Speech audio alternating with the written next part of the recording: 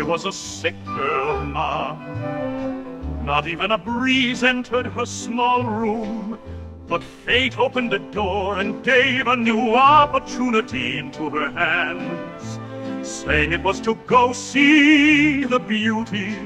of the earth. And so this little journey started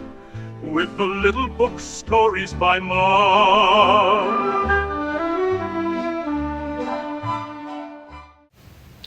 Hello အားလုံးပဲမင်္ဂလာပါဒီနေ့ကတော့မမွန်တို့မျိုးနဲ့နီးတယ်ပေါ့နော်ဒီအာမေးနီးယားကမမွန်နေနေတဲ့စခါဆုံနဲ့နီးတဲ့သူတို့ရဲ့တမိုင်းဝင်ကြေးရွာလေးတစ်ခုကိုသွားလှည့်မှာဖြစ်ပါတယ်ရိုးရိုးပဲသွားလို့ရှိရင်ရိုးရိုးကားနဲ့သွားလို့ရှိရင်မိနစ်20လောက်ပဲကြာပြီမဲ့မမွန်ကတောင်9လုံးကိုဖြတ်ပြီးတော့ကြာချိန်ကလည်း9နာရီလောက်ရှိတယ်ပေါ့နော်အဲဒီလိုခြေကျင်တောင်တက်ခရီးလေးကိုသွားမှာဖြစ်ပါတယ်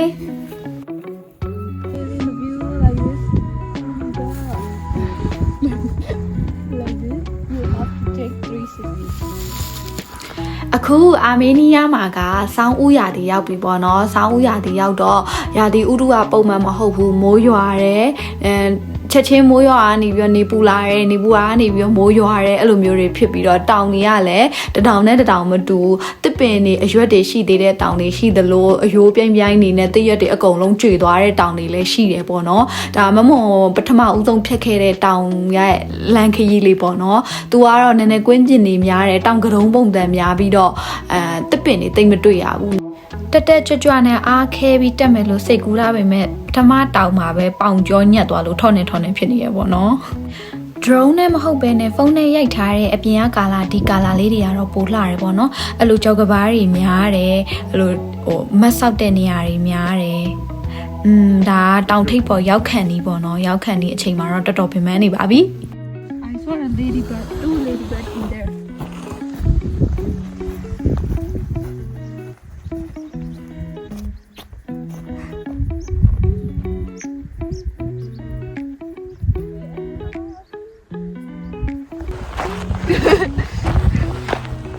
I have no motivation. I have no energy. Almost done. So close. Just here.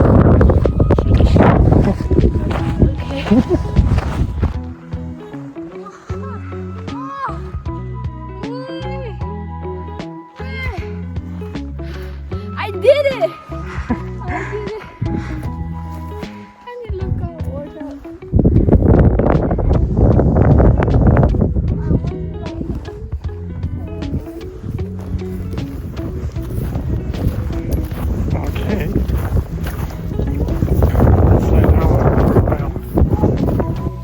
ဒါလေးကတော့တောင်ထိပ်ပေါ်ရောက်ပြီဆိုတော့ခဏအမောဖြေခဏလေးနားပြီးတော့ဒီတောင်ထိပ်ကနေပြီးတော့ကြည့်ရင်ဘယ်လိုပုံစံမျိုးလေးလဲဆိုတာသိချင်လို့ drone လေးနဲ့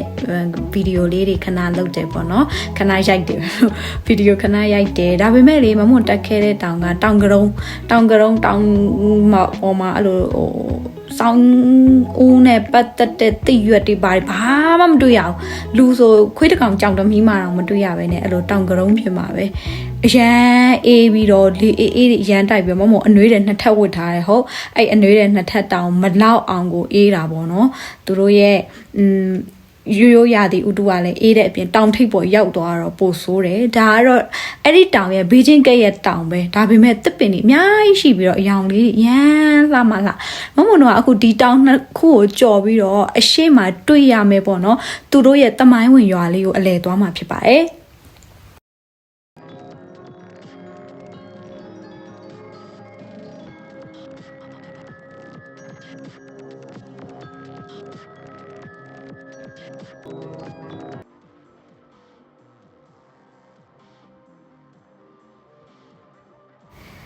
ကဲအခုတောင်အတက်ပြီးသွားတော့တောင်အဆင်းပေါ့နော်တောင်အဆင်းရတော့တကယ်မလွယ်ကူတာပေါ့ကွယ်ဘေးနှစ်ဖက်ကကြောက်ပြီးတော့ကြောက်ခဲတွေလည်းရှိသေးတယ်အဲ့ဒီဟာကိုတေချာလေးဆင်းရတယ်မြေပြန့်ပြူးလေးကိုအဲ့ချိန်မှာအရန်မျော်လင့်မိရမြေပြန့်ပြူးလေးမှာလိုက်လျှောက်ရတဲ့ချိန်ကိုဘာဖြစ်လို့လဲဆိုတော့ဒါကမမို့4နာရီကျော်လောက် တောင်တက်တောင်ဆင်းလောက်ခဲ့ပြီးပါပြီဒါနောက်ဆုံးတစ်လုံးနဲ့တော့တောင်ပေါ့နော်အခုအမြင့်ဆုံးတောင်ထိပ်ပေါ်မမုံတို့ရောက်နေကြပြီအဲ့ဒီကနေပြီးတော့အဲ့ဒီဟိုးအောက်ကိုဆင်းလိုက်ပြီဆိုလို့ရှိရင်သူတို့ရဲ့AD 17ရာစုကစောက်ထားတဲ့ခံတက်ကြီးတစ်ခုရှိတယ်ပေါ့နော်အဲ့ဒီခံတက်ရှိတဲ့ရွာလေးကိုမမုံတို့ကအလဲသွားမှာ So epic.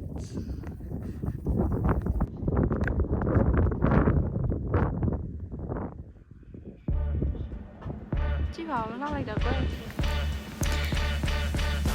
ပြီးသွားတော့အောက်ကိုတောင်အောက်ကိုမဆင်းခင်မှာအရှိကတွေ့နေရတဲ့ရွာလေးရဲ့ view ကိုပြကျင်တဲ့အတွက်ကြောင့်မလို့ဗီဒီယိုလေးခဏထိုင်ပြီးတော့ရိုက်လိုက်ပါတယ်ဒါအခုမမွန်ရောက်နေတဲ့နေရာနေလှမ်းကြည့်လိုက်တယ်ဆိုလို့ရှိရင်အဲ့လိုလေးတွေ့ရတယ်ဂျိုင်ဝမ်နှစ်ခုကြားထဲမှာအဲ့ဒီရွာလေးရရှိတာပေါ့နော်အဲ့ဒီရွာလေးကတော်လေးကိုကြာပြီအဲ့ဒီရွာလေးမှာရှိရဲခံတက်ဆိုလို့ရှိရင်AD 17ရာစုကခုနပြောသလိုမျိုးပဲAD 17ရာစုကစောက်ထားတာဆိုတော့ဒီရွာလေးရှိနေတာထောင်ပေါင်းနှစ်ပေါင်းထောင်ချီနေပြီပေါ့နော်အဲ့ဒီရွာဟောင်းလေးကိုတွားခဲ့တာပါအဲ့ဒီမှာတွေ့ရတဲ့ဒီအလေရခံတက်ကြီးเจ้าကိုပြပြချင်ပါတယ်သူတို့ကလေတူရကီလူမျိုးတွေနဲ့တော်တော်ပြဿနာရှိခဲ့ပုံရတယ်ပေါ့နော်အဲ့ဒီခံတက်ကြီးကိုစောက်ခဲ့ရတာလေသူတို့ကိုတူရကီတွေလာပြီးတော့ကျူးကျော်တုန်းကသူတို့ရဲ့သမိုင်းဖြစ်ရလေးရှိတယ်ပေါ့နော်အဲ့ဒါကိုတော့နောက်ထပ်မမုံကနောက်ထပ်ဗီဒီယိုလေးအပိုင်းနှစ်ရှိသေးတယ်အဲ့ဒီမှာတေချာလေးရှင်းပြချင်ပါတယ်အခုတွေ့နေရတဲ့အလဲရခုံလေးရတော့အလဲရတစ်ခုတည်းထောင်ထွက်နေရပေါ့အလဲရတစ်ခုတည်းတင်းတင်းလေးဖြစ်နေတဲ့နေရာလေးကအတားလေးကခံတက်ပါသူတို့ရဲ့ခံတက်ပေါ့နော်ဘေးနှစ်ဖက်ကကြတော့ရွာလေးပါအဲ့ဒီရွာလေးမှာဘာမှမရှိဘူးနွားတွေမွေးထားတယ်ပြီးတော့မြစ်ကလေးချောင်းကလေးရှိရဲပန်းလေးတွေလှရဲရေကန်လေးရှိတယ်တဘာဝနဲ့တော့အရန်ကိုနီးစပ်တယ်အဲ့ဒါလေးကိုနောက်ဗီဒီယိုမှာပြောပြပေးပါမယ်အခုကတော့ဒီလောက်ပါပဲเนาะကြည့်ပေးတဲ့အတွက်အဆုံးထိကြည့်ပေးတဲ့အတွက်ကျေးဇူးအများကြီးတင်ပါတယ်တတား